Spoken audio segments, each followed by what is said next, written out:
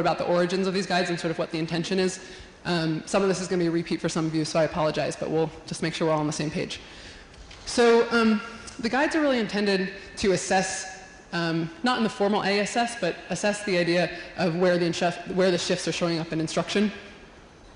They're intended to provide these specific examples of what Common Core instruction looks like in planning and practice in a single lesson and over the course of the year.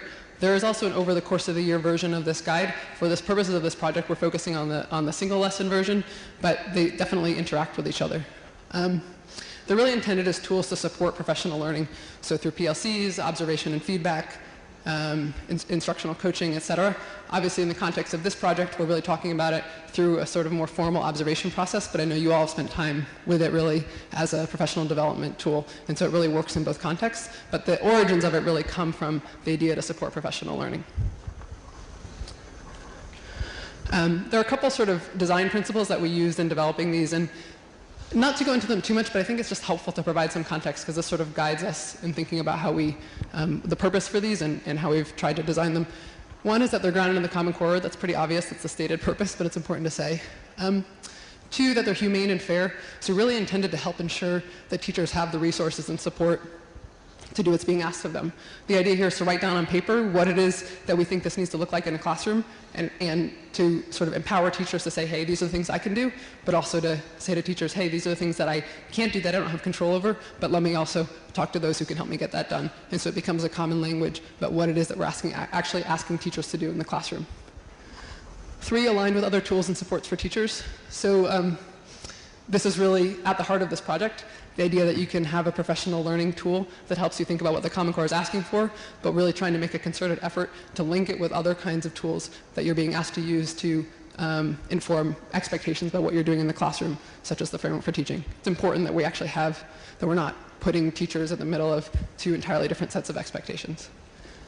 And finally, it invites shared responsibility. So the idea here that it aims to be clear about what's being asked, and that this is something that that administrators are responsible for, folks at central office are responsible for, those of us outside of the district are responsible for. It's not just a teacher responsibility, but if we have a shared language around it, we'll be able to get there more clearly.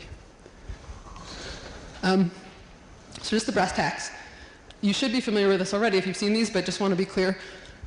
There are actually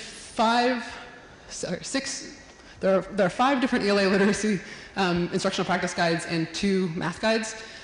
There is a strong consistency across the ELA literacy guides and a strong consistency across the math guides, but we have tried to modify across grade bands to indicate some of the specific requirements at those levels. So there's a K2, 3.5, 6.12, and then ELA guide, and then a history, social studies, and a science and technical subjects. We'll spend a lot more time on those in the trainings, but just important to say that you're going to want to know which one you're using at the right time, obviously. And then math, a K in high school. Each of the guides has a set of core actions, 3 in most of the guides, and then within each of those guides, there are a set of indicators, not so different than sort of how the framework is laid out. And I think we're going to shift gears to talk about the observation process.